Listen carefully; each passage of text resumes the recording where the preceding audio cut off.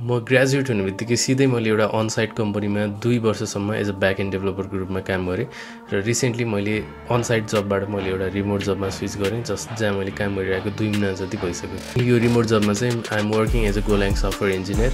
So normally on site job अफिसमा गएर काम गर्ने जब भन्दा रिमोट जबमा को रिक्वायरमेन्ट्स अलिकति फरक हुन्छ। So what are the skills that you need to have in order to crack a remote job? तो सुरुमा रिमोट जब कसरी क्र्याक गर्ने भन्नुभन्दा अगाडि रिमोट जबको फाइदा र बेफाइदाको बारेमा कुरा गरौँ। अब अलिकति बेफाइदाको कुरा गर्दाखेरि इनसाइड जबमा साथीहरूसित आफ्नो कलिगहरूसित जुन इन्टरेक्सन हुन्छ नि, बिचबिचमा ग्याप हुन्छ, गफगाफ गरिन्छ हैन। सो त्यो कुरा चाहिँ रिमोट जबमा हुन्न है। सो त्यो कुरा चाहिँ मिस हुन्छ। तर बिसाइड्स दिस रिमोट जबको धेरै फाइदाहरू छ। सो रिमोट जबमा तपाईँ घरबाटै काम गर्न पाउनुभयो। तपाईँ अन साइट जबमा जसरी डेली अप एन्ड डाउन गर्नु परेन, त्यसको खर्च बच्यो, त्यसको टाइम बच्यो र एट द सेम टाइम तपाईँ दिनमा कुन समयमा चाहिँ अलिक प्रोडक्टिभ हुनुहुन्छ त्यो टाइममा तपाईँ एक्टिभली काम गर्न सक्नुहुन्छ। फर इक्जाम्पल तपाईँले खाना खाएर दिउँसो निन्द्रा लाग्न सक्छ हैन। सो दिउँसो झ्याउ लाग्न सक्छ अथवा दिउँसो तपाईँ बाहिर अरू केही कामले जानु पर्यो भने त्यो फ्लेक्सिबिलिटी हुन्छ। तपाईँ रातिको टाइममा अलिक प्रोडक्टिभ हुनुहुन्छ भने रातिको टाइममा तपाईँले काम गर्न सक्नुहुन्छ। So these are all the benefits of working in remote job. र अर्को फाइदा भनेको तपाईँ ट्राभल गर्न सक्नुहुन्छ, मजाले ट्राभल गर्दै काम गर्दै गर्न सक्नुहुन्छ, जुन यो फ्रिडम चाहिँ अन साइट जबमा हुन्न। So normally both kind of जबमा तपाईँको स्किल्स त हुनै पर्यो। तपाईँको राम्रो स्किल्स ब्याक एन्डको लागि अथवा फ्रन्ट एन्डको लागि अप्लाई गर्दै हुनुहुन्छ भने रिमोट जबको लागि तपाईँको स्किल्स राम्रै हुनुपर्छ। तपाईँलाई चाहिँ दिनमा सिनियर मेन्टरबाट चाहिँ सिकिराख्नु पर्ने त्यस्तो सिनेरियो चाहिँ हुनु हुँदैन। तपाईँको जुन पोजिसनको लागि अप्लाई गर्दै हुनुहुन्छ त्यो पोजिसनको एउटा इनडेप्थ नलेज र स्किल्स हुनैपर्छ। अनि अब एक्सपिरियन्सको लागि अब तपाईँ एसोसिएट लेभलमा अप्लाई गर्नुहुन्छ भने त तपाईँसित एक्सपिरियन्स हुनैपर्छ भन्ने छैन। तपाईँको इन्टर्नसिप गरेको एक्सपिरियन्स अथवा तपाईँको पर्सनल प्रोजेक्ट गरेको कुराहरू चाहिँ तपाईँले सोकेस गर्न सक्नुहुन्छ। तर एटलिस्ट तपाईँसँग केही गरेको कुरा देखाउनलाई चाहिँ केही हुनुपर्छ। सो अब मिड लेभल सिनियर लेभलमा अप्लाई गर्नुहुन्छ भने त अभियसली तपाईँको पुरानो एक्सपिरियन्स, तपाईँको अन साइट जब अथवा प्रिभियस रिमोट जबको एक्सपिरियन्स त चाहियो नै। त्यो तपाईँको एक्सपिरियन्स र रिक्वायरमेन्ट्स चाहिँ अब नयाँ रिमोट जबको रिक्वायरमेन्टसित अलाइन हुन्छ कि हुन्न त, अथवा तपाईँले अप्लाई गर्दाखेरिको जुन डिस्क्रिप्सन हुन्छ नि त्यो डिस्क्रिप्सन अनुसार तपाईँको पास्ट स्किल्स अलाइन हुन्छ कि हुन्न, अथवा अलाइन हुन्न भने पनि तपाईँले सिकेर त्यो कुरालाई चाहिँ एज अ मैले चाहिँ पास्टमा गरेको थिएँ भन्ने हिसाबले तपाईँले आफ्नो रेज्युमीमा राख्न सक्नुहुन्छ। सो नम्बर 1मा के भयो त तपाईँसँग एटलिस्ट केही कुरा देखाउनलाई चाहिँ हुनुपर्छ कि सो द्याट मैले यो कुराहरू गरेको छु र मलाई यो कुराको एकदम ह्यान्ड्स अन एक्सपिरियन्स छ र यो कुरा चाहिँ मलाई विदाउट एनी मेन्टर मलाई टास्क दिनुभयो भने I can perform this very well भन्ने खालको यो लेभलको कन्फिडेन्स चाहिँ तपाईँले देखाउन सक्नुपर्छ। दोस्रो रिक्वायरमेन्ट भनेको गिट र गिटअप। अब अन साइट जबमा यो त्यति धेरै म्याटर नगर्ला किनकि तपाईँ अफिसमा जानुहुन्छ, तपाईँको कलिग साथीहरू हुन्छन्, त्यहाँ तपाईँलाई केही गिटको कमान्ड लमानो मर्ज गर्न आएन, रिभेस गर्न आएन भने त्यो तपाईँले साइडमा सोध्न सक्नुहुन्छ अथवा त्यहाँको एउटा लिड सिनियर डेभलपरलाई सोध्न सक्नुहुन्छ हैन। So that's not the problem in case of on site job.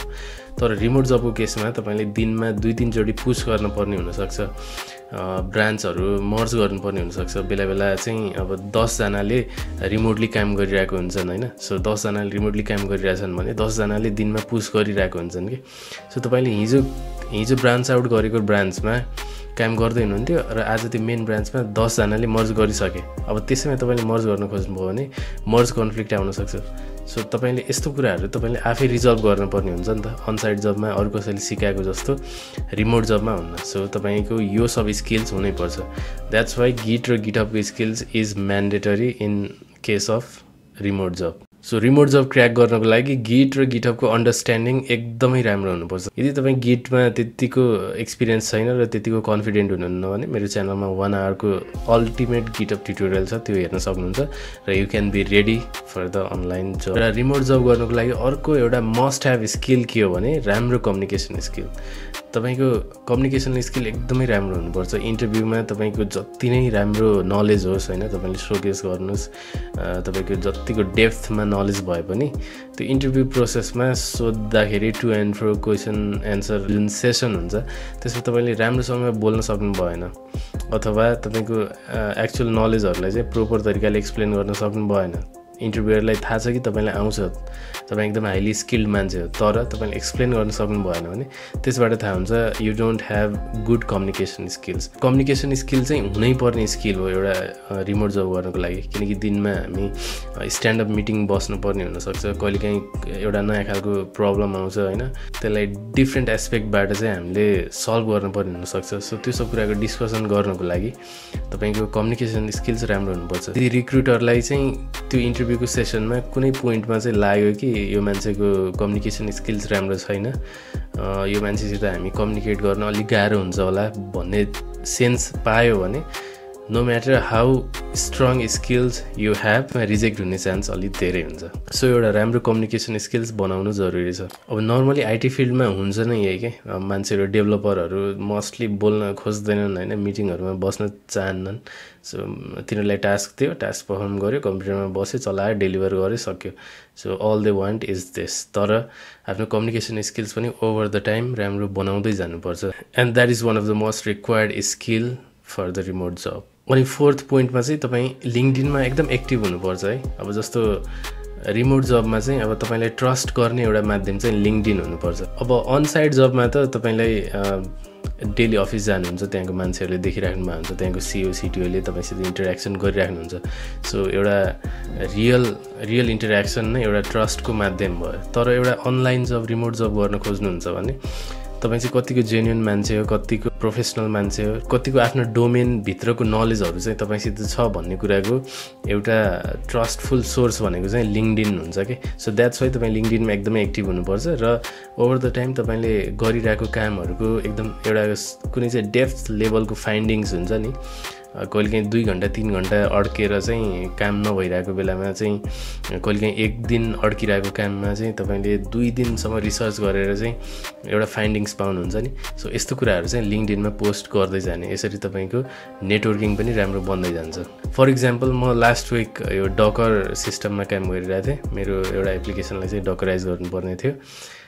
So actually त्यो डकर कन्टेनर भनेको एउटा प्रोसेस मात्र चल्ने एउटा चाहिँ कन्भेन्सन हुन्छ, तर मेरो एप्लिकेसनको रिक्वायरमेन्ट के थियो भने त्यहाँ चाहिँ त्यो मेरो एप्लिकेसन चाहिँ इन्स्टलर जस्तो एप्लिकेसन थियो कि। सो त्यो एप्लिकेसन रन भयो भने त्यसमा मैले सर्टेन ब्याक एन्ड सर्भरहरूलाई नै एज अ एक्जिक्युटेबल फाइल बनाएर अपलोड गर्थेँ, अनि त्यो कन्टेनरभित्र चाहिँ एज अ लिनक्सको सिस्टमडी फाइल बनेर चाहिँ रन गर्नुपर्ने हुन्थ्यो। सो त्यो केसमा चाहिँ अब डकर कम्पोजबाट मैले इन्भाइरोमेन्ट भेरिएबलहरू पठाउँथेँ, तर त्यो कुराहरू चाहिँ मेरो सिस्टमडी फाइलले भेटाउँदैन थियो।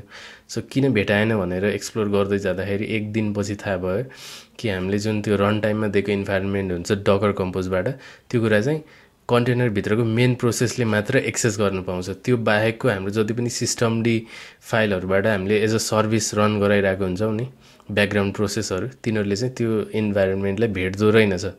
सो यस्तो फाइन्डिङ्सहरू चाहिँ तपाईँले ओभर द टाइम काम गर्दै जाँदाखेरि जति पनि भेटाउनुहुन्छ नि, यो कुराहरूलाई चाहिँ एउटा राम्रो पोस्ट गरेर तपाईँले लिङ्कडिनमा चाहिँ राख्न सक्नुहुन्छ। यसरी चाहिँ तपाईँको नेटवर्किङ पनि बढ्छ, तपाईँको लेभल अफ अन्डरस्ट्यान्डिङ पनि बढ्छ, र एट द सेम टाइम तपाईँ चाहिँ के कुराहरूमा इङ्गेज हुनुहुन्छ त, तपाईँको डेप्थ अफ नलेज चाहिँ कतिको छ भन्ने कुरा भ्युअर्सहरूले चाहिँ देख्छन् है।